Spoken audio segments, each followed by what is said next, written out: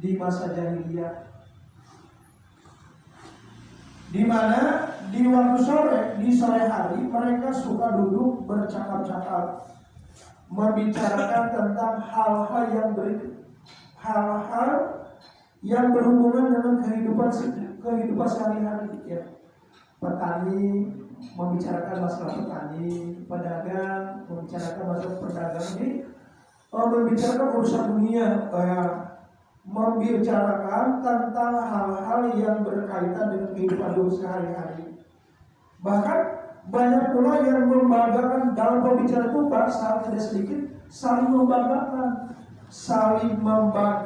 nenek moyang mereka. Saling membanggakan nenek moyang mereka, sehingga pembicaraan itu tidak memiliki arah. Pak, kalau ngobrol tanpa arah dan tujuan bisa terjadi kilawakola. Apa Pak kilawakola? Kilawakola mengatakan dan dikatakan. Kilawakola termasuk perbuatan yang haram. Kenapa Pak? Kilawakola termasuk perbuatan yang haram. Kadang-kadang dalam kilawakola bisa menimbulkan ghibah, ngobrol tanpa arah dan tujuan, terpeleset menceritakan si A, si B, kan gitu ya kadang-kadang.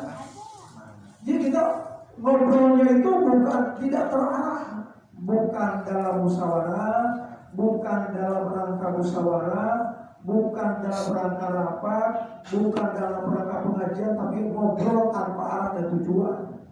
Kadang-kadang suka menimbulkan ghibah, kadang-kadang suka menimbulkan namimah, lalu domba.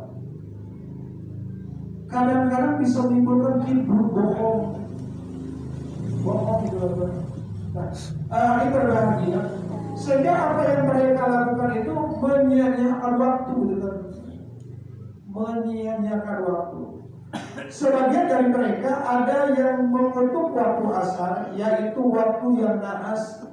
Di waktu itu banyak terjadi kecelakaan, bahaya dan sebagainya.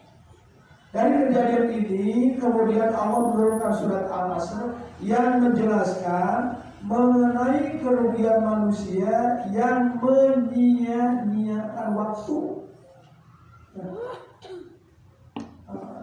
Menyia-nyiakan waktu, Pak. Nabi itu tidak senang kepada orang yang apabila telah sholat maghrib tidur. Kenapa Pak? Takut sholat isya-nya terlambat atau ketiduran. Bangun-bangun jam 1, jam 2.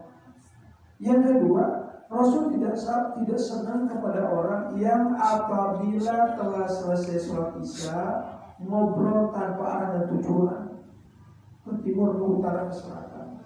Yang pertama dikhawatirkan terjadi ghibah, yang kedua dikhawatirkan terjadi namimah, yang ketiga terjadi kibur, bohong, dusta, dan khawatir lagi sholat subuhnya nanti kesiangan. Kenapa Pak? Akan sulit sekali untuk bangun jam 3 kalau tidurnya jam 1. Jam 12 baru tidur, jam 1 baru tidur, apalagi jam 2 baru tidur. Itu akan sulit sekali. Hanya berbahagia Allah Subhanahu wa Ta'ala bersumpah dengan wal asri demi masa. Asli itu waktu Pak. Waktu ada suatu masa yang tidak pernah berhenti Pak. Nggak pernah berhenti, coba lihat jam Pak. Nggak pernah berhenti jam Pak. Walaupun 1 detik, 1 menit nggak pernah berhenti, terus jam Pak. Dan tidak bisa diulang. Jam 28 yang sekarang bukan jam 8 yang kemarin, dan bukan jam 8 yang esok hari, besok yang akan datang. Ini berbahagia. Allah Subhanahu wa Ta'ala bersumpah wal asri demi masa.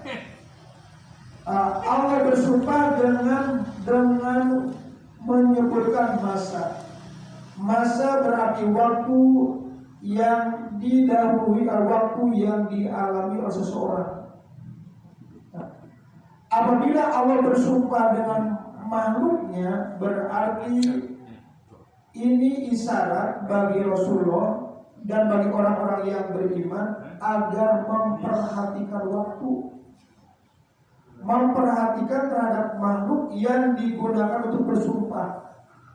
Dengan demikian, maksud ayat pertama dari surat ini agar Rasulullah dan orang-orang yang beriman satu lebih memperhatikan waktu, terutama kapan waktu ibadah, kapan waktu mencari kehidupan, kapan waktu istirahat, dan kapan waktu evaluasi.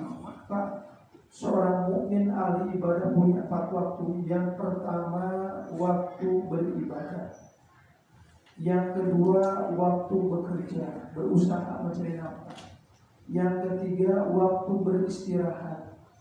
Dan yang keempat, waktu untuk mengevaluasi. Kenapa Pak? Kalau mengevaluasi itu setahun sekali, pasti banyak lupanya ketimbang ingatnya. Jadi pertama, ayat ini mengingatkan kita agar kita lebih memperhatikan waktu, terutama ibadah sholat. Kenapa Pak? Inna sholata kanat alal mu'minina kita mauquta. Sholat itu merupakan ibadah yang sudah ditentukan waktunya, nggak bisa semau kita Pak. Kemudian ayat ini merupakan mengingatkan kita agar kita mampu memanfaatkan waktu sebaik-baiknya untuk hal-hal yang bermanfaat di jalan Allah. Kenapa Pak? Karena waktu tidak akan berhenti walaupun sedikit. Apalagi terang pagi ini bukan paling kemarin dan bukan pagi esok. Jadi yang pertama Allah mengingatkan agar kita